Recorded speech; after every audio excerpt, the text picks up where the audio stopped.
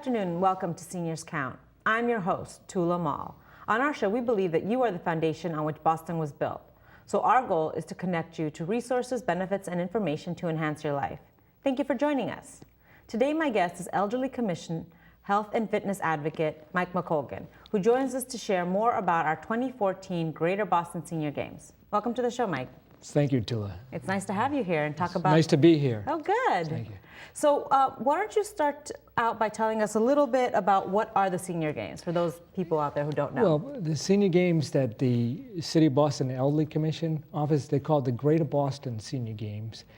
We have people not only in the City of Boston, anyone 50 plus in the City of Boston and outside the City of Boston is eligible for the Greater Boston Senior Games.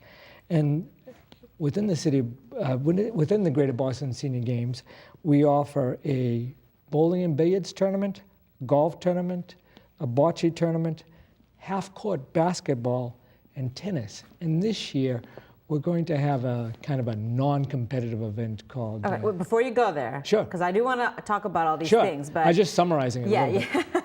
Because I wanted to leave that for the surprise okay. later. So, all right, sure. So I know that in the past we've usually held. So you mentioned golf, bocce, right, bowling and billiards, and then a field day, a day where you did a variety of competitive sports, right? How long did you guys hold that style of competition? I believe it was before I came. Okay. They started that, and it was I think it was about 1995. Wow. Okay. Yeah, so I've been here since '99. Wow. So it's been over 20-ish years. 95. About 19 years. Yeah, 19 years. Yeah. So that's exciting. Yeah. But it's also exciting to make some changes too, which I know there's been some changes this year. There have been. So why don't you start telling us about the changes? So I know this year the first event is on... The first event is, that's one change, Yep. because we always had bowling and billiards on the Friday of the week that we had the event. This year, we're having it on the Tuesday, which is Tuesday, May 13th.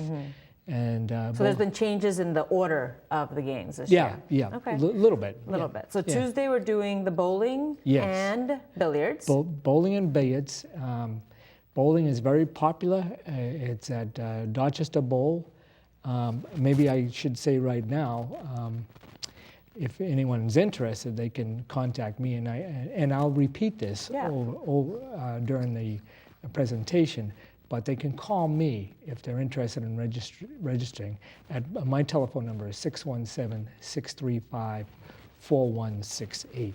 Just so that people can have that number. Yeah. If they didn't get it, I'll repeat it again. And there is registration for all of them required, right? Yes, there is. Okay. Right. So just something for our audience to know that there is registration required, and therefore, if you're interested, to call Mike. And what was your phone number again? 617-635-4168.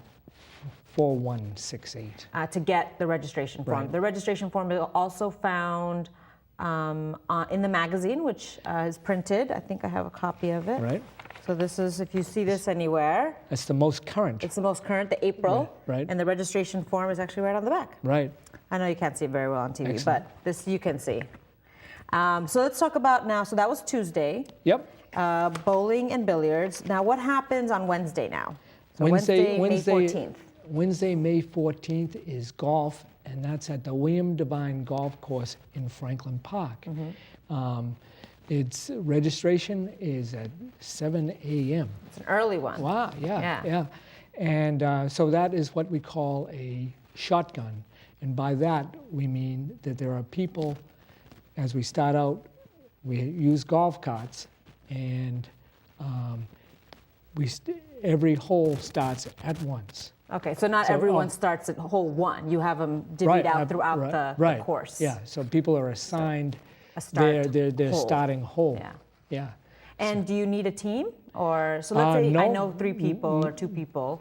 No, in golf we really don't have teams, we have foursomes. Okay. And the foursomes are not really competing against each other. They can be, but in terms of the awards that we do, you're competing against someone in your gender and 10-year age group. Oh, okay. You're competing. So for instance, if you're 50 or 51, you're competing against anyone from 50 to 59. Oh, okay. So forth and so on. All right, so you're competing within your yeah. age range, not necessarily the group Right, you're with. right. And if you're a man, you're competing against other Men, yeah, in that age range. and women, other women. So people can register to be in the same kind of golf cart together, right? So if they want to be with friends. Yeah, oh, definitely, yeah. So you're not necessarily, you can be, but you're not necessarily competing with those that you're actually golfing with. And if people don't have someone, they can register on their own and we'll match them up with a group, right? Yes, we will. Yeah, Yeah, and that's a lot of fun too. You get to meet some new people. yeah, yeah. Yeah.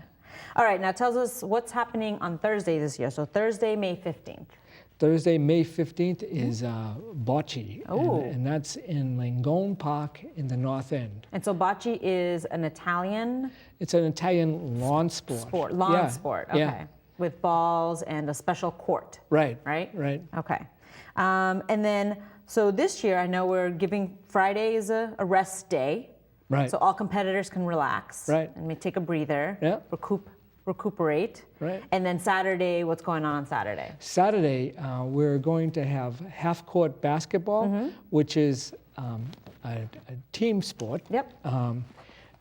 Half-court, some people call it 3-on-3 because 3 players play against 3 players at once. I didn't know that. Yeah, that's why they call it 3-on-3. And for the second year, we will have women's teams as well as men's teams. Oh, okay. Last year we had 19 men's teams and I think 8 women's teams, and it was Wow. huge. So we decided that it deserved its own venue. Yeah. So that's why we no longer have that at UMass. We're having it at Madison Park, where there are I think 6 full courts, so Wow. therefore there are 12 half courts. So Oh, good. Yeah. And what else is happening? I know there's another event on Saturday this year. there is as well. another event on Saturday, and it's at the Sportsman's Tennis Club, Okay. which so it's is tennis. yeah, Yeah. and that's the tennis competition. And it's an indoor tennis court. It if I'm is. Correct. It is. Yeah. And so for those of you who are interested in tennis, Is it singles or doubles? Do you both, know? both. Yep, So if you come with a Yeah. partner, you could do doubles or you could do Right. singles as well. yep. And I just want to mention that we have a general registration form for anyone who's interested in any of the competitive sports. We do have separate, just for your convenience, we do have separate like team or foursome in the case of golf registration forms. If you call me, I'd be able to send it to you. By the way, they can also go to our webpage to get those okay. forms. Martha has put them up. okay. And the webpage will be at the end of the show, but we Right. can definitely announce Right. that. So I know that there used to be swimming was a big event Right. on the field, on the Saturday event. Right. This year we've moved swimming to its own day. Tell us about that. Yeah, its own day and its own venue. Swimming this year will be Wednesday, June 4th, and it will be at the really beautiful Holland Community Center, which is on Olney Street. I'll spell that. 85 Olney Street, Olney Street in Dorchester, off of Geneva Ave. So what types of races occur in swimming? Okay, so we have the freestyle, 50 meter and 100 meter, Yep. and there's 2 others. No, the breaststroke, is that right? Breaststroke, the 50 meter breaststroke, and 100 meter. and 100 meter breaststroke. Okay. And then, so this is the big thing that you started to talk about. So tell us a little bit about that. So I know, like we used to have all these events on Saturday, but now we're separating them out. So on, just to repeat, on Saturday, May 17th, we have half-court basketball and tennis. Then on Wednesday, June 4th, we have swimming. And then the new big change is, tell us about that. So at our UMass venue, we're having that later in the year. We're having it June 7th. And I think the purpose of the Greater Boston Senior Games is to encourage all seniors to become more active, Yeah. not just to compete, but to become more active. So what we decided to do this year is we decided to have an event called Spring into Fitness for those people who like to compete and also for those who might not like competition as much. we just want to encourage people to do some type of physical activity. So we're actually having classes on Tai Chi. So we're yoga, having non-competitive activities. non-competitive classes, so that people can learn maybe on their own or to go to other venues on a regular basis so that they can pick up that. Great. So Mike, if you can believe it, we're out of time. So Oh, we'll have wow. to have you come back to talk a little bit more about the June, 7th event? June Right. 7th event. But just want to tell our audience that you must register for all of these events in advance. Is there a deadline?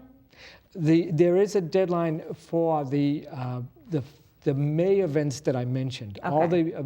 the May events, the deadline for that is Friday, May 2nd. Okay. For the June events, It's much later. It's actually, I think it's May 23rd. Okay. So for more information about registering, you can please contact Mike at 617-635-4168, 4168. and he'll be able to get you that registration form. Thank you. Or you can go online. Or you can go online. All right. Thanks for watching Seniors Count. We'll be right back after a short break.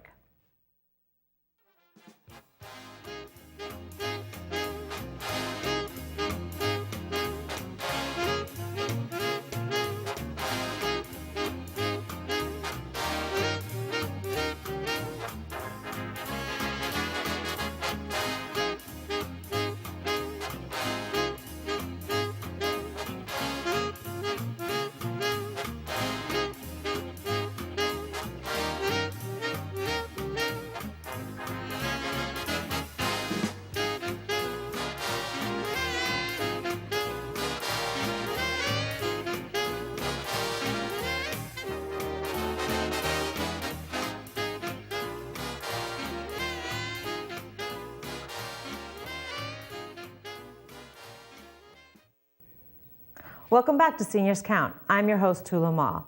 Today we're continuing a conversation about the 2014 Greater Boston Senior Games. With me, I have golfer Mary Pope. Mary Pope has participated in the Senior Games in the past, and she's come to talk to us a little bit about one of the sports. So golfing, that's what you do. That's how you compete in the Senior Games. Yes, that's how I participate. And so why don't you start by telling us maybe a little bit, for those people out there who may not know what golf is, or whatever information you have, just a Right. little bit about it, and Right. maybe what interested you about. Oh, well, I came to golf later in my late 20s, and what I loved about Boston's Franklin Park was how welcoming it was. It was wonderful for someone who was new, and this is, of course, many years ago now, the recently renovated William J. Devine in Dorchester. It was not as popular a game as it is now, and I found myself wonderfully welcomed by a lot of the senior men and some of the regulars there. And over time, our league, Women's Golf League, the Fairway Ladies, has grown quite a bit. Did you find when you started there were few, maybe the women's league was smaller, or do you think that has changed? Yeah, actually it's fluctuated over time. Okay. Right now we're continuing to look for members, Okay. especially people of the city, women of color in particular, always welcome. That's a huge part of our history is women of color from the community. So if someone was interested, how should they contact either you or? Absolutely, you're welcome to contact the pro shop itself. Oh, right It's at the William. the William J. Devine. They have a telephone number that's listed in many places. And you can call the Elderly Commission, and we could definitely right. connect you with them. That's right, and there's clinics that are open to people all throughout the summer and the springtime. Great. And the professional at the course, Kevin Frawley, would be happy to help you with that. Would you say, so you said you started in your 20s, but would you say it's okay for, or it would be good for someone starting maybe in their 50s or 60s or 70s? Absolutely. As with lots of things, you can start at different ages.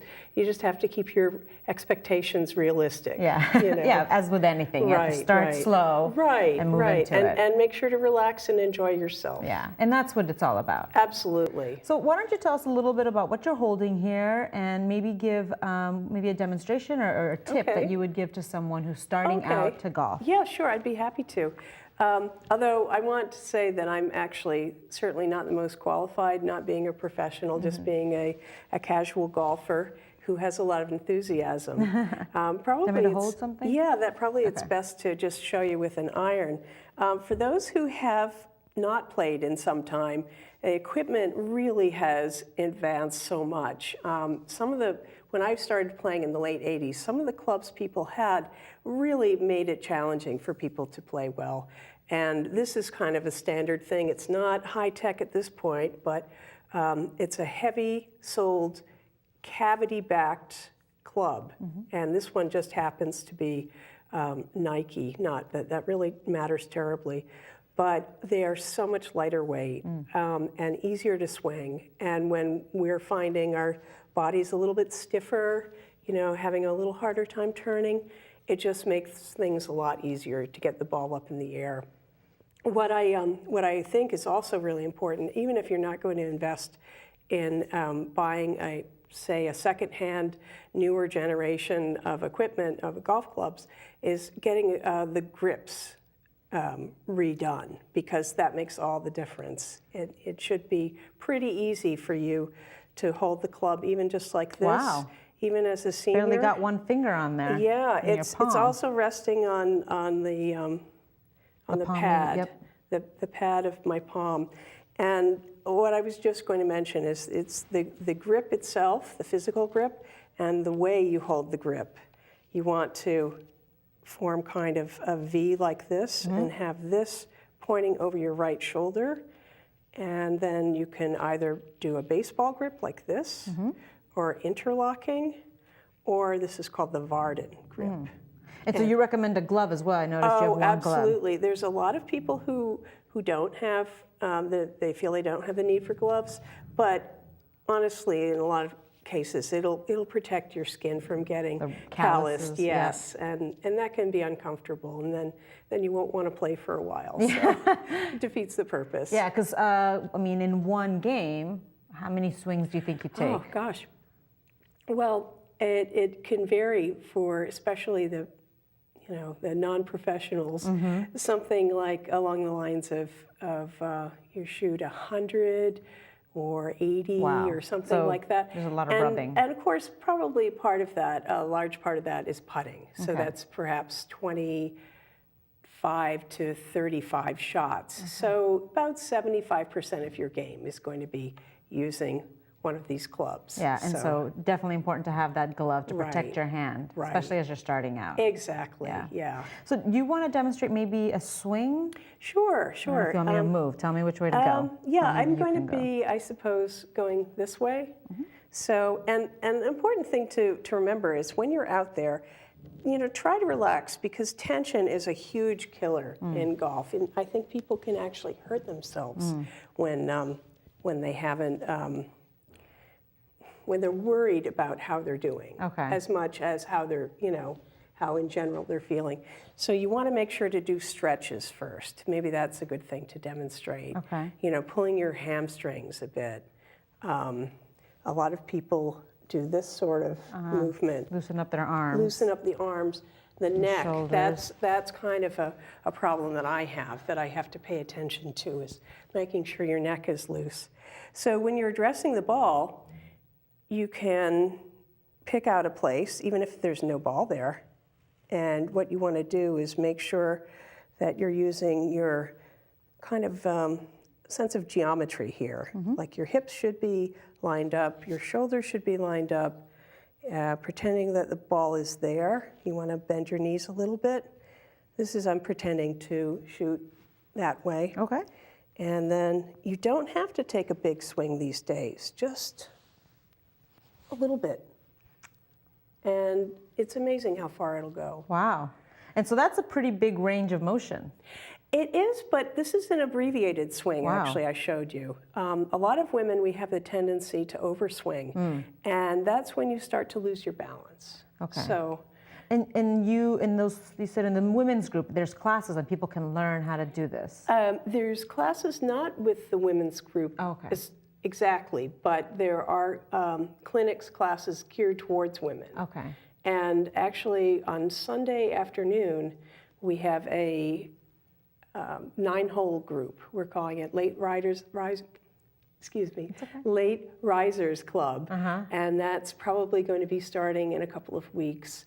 And that's a 9-hole group, and it would be great to have new, maybe not ready for prime time players. The new faces. Yeah, it does get pretty busy on the weekend mornings especially. imagine. And so we want to encourage people to come out and try their luck. And Great.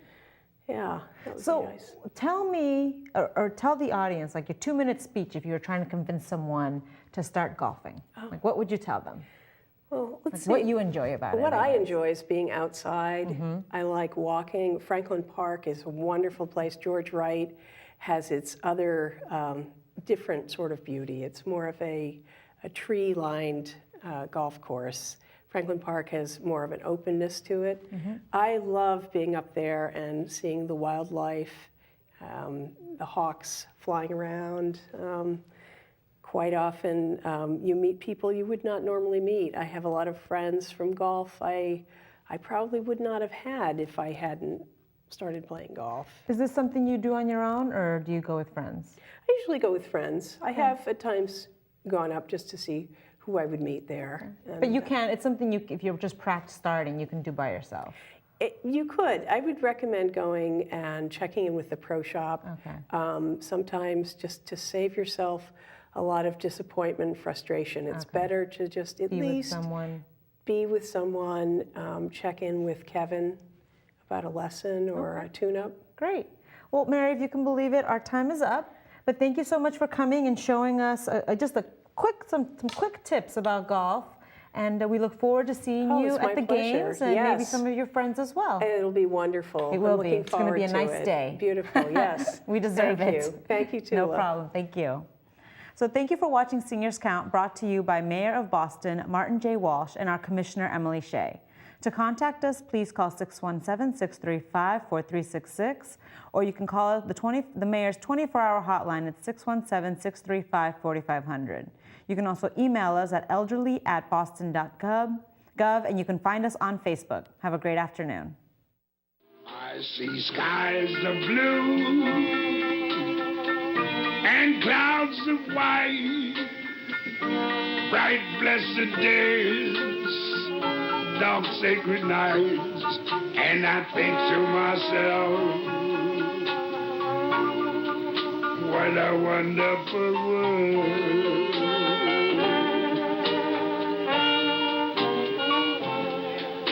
I think to myself,